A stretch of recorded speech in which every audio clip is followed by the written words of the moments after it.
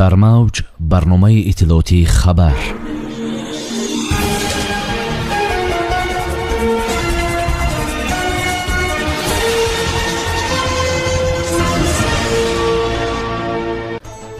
таъини азизҷони азимӣ ба мақоми нав дар тоҷикистон.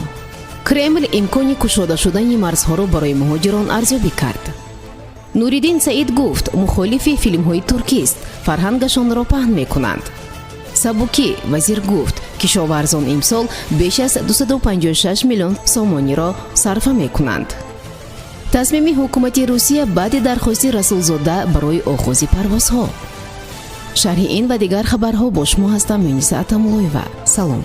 азизҷон азимӣ, муассиси ширкатҳои Таҷрабт ва Таҷрабт.ай ба мақоми узви шӯрои нозирони Спитаминбонк таъин шудааст. Саҳмдорони Спитаминбонк азизҷон азимиро ба ҳайси узви нави шӯрои нозирони ин муассиса интихоб карданд.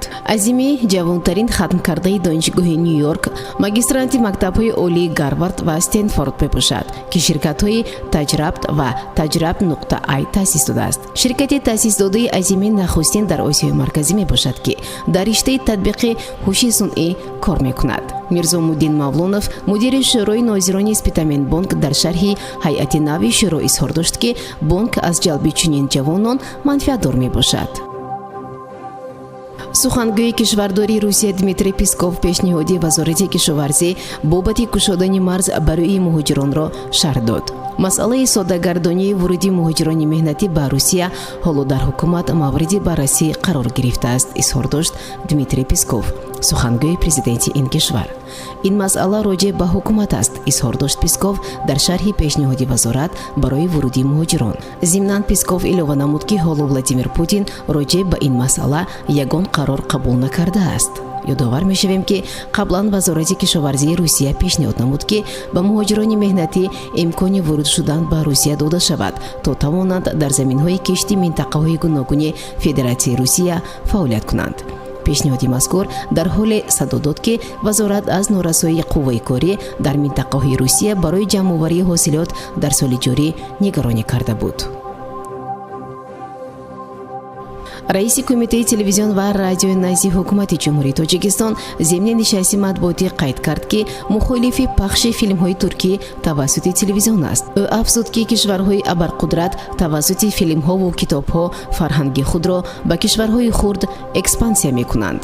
назари ман ин аст, ки дар замони муосир дар шароити ҷаҳонишавӣ кишварҳои абарқудрат бо ҳар роҳ, фарҳанг, тарзи ҳаёту ҳаводиси таърихии худро, ки ба манфиати таъриху фарҳанги маданияти халқҳои майдан нест, экспансия мекунанд, гуфт Нуриддин Саид.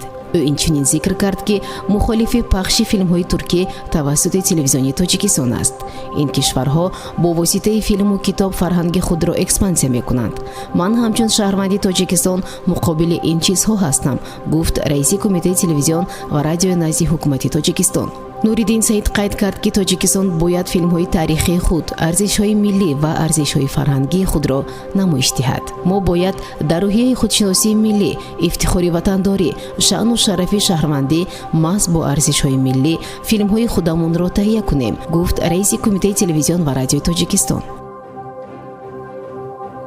Сулаймон Зиёзода, вазири кишоварзии Тоҷикистон, Сабукиеро, ки барои кишоварзони кишвар дар соли 2021 ироа шудааст, шарҳ дод. Зиёзода таъкид кард, ки аз 1 январи соли 2021 то 31 декабри ҳамин сол тамоми онҳое, ки аз андози ягона ё худандози замин озоданд. ӯ афзуд, ин ҷо ягон шакке нест ва агар касе ҳам барои моҳи январ андози ягона пардохт карда бошад, бояд бо дигар намуди андозҳо ҳисоббаробаркунӣ сурат гирад. ба гуфтаи вазири кишоварзӣ, андози ягона мувофиқи меъёрҳои минтақаҳои Тоҷикистон аз 156 то 200 сомонӣ барои гектар мебошад, ки имсол кишоварзон аз пардохташ озод гардиданд.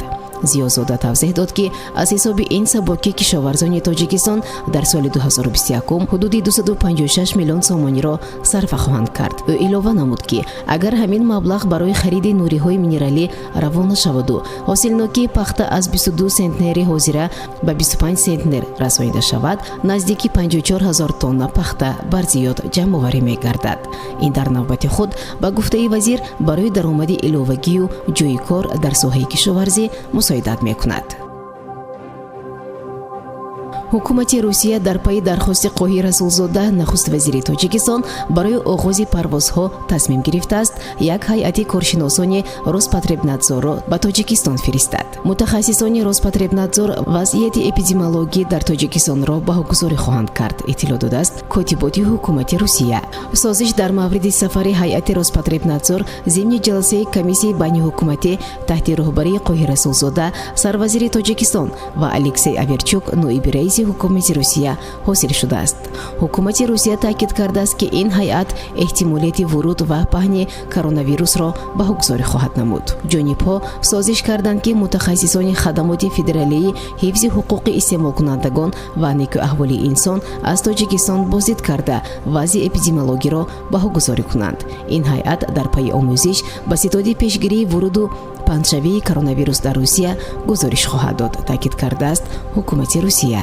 дар баробар ин Аверчук ба қоҳӣ расулзода кори замимаи телефонии сайёҳат бе COVID-19-ро нишон дода пешниҳод кардааст, ки тоҷикистон ба ин барнома пайваст шавад.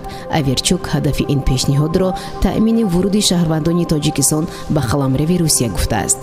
гуфта мешавад, ки замимаи мобилии сайёҳати бе COVID-19 барои ҳаракати озоду бехатари шаҳрвандони кишварҳои узви Иттиҳоди Авроосиё дар замони пандемия таҳия шудааст.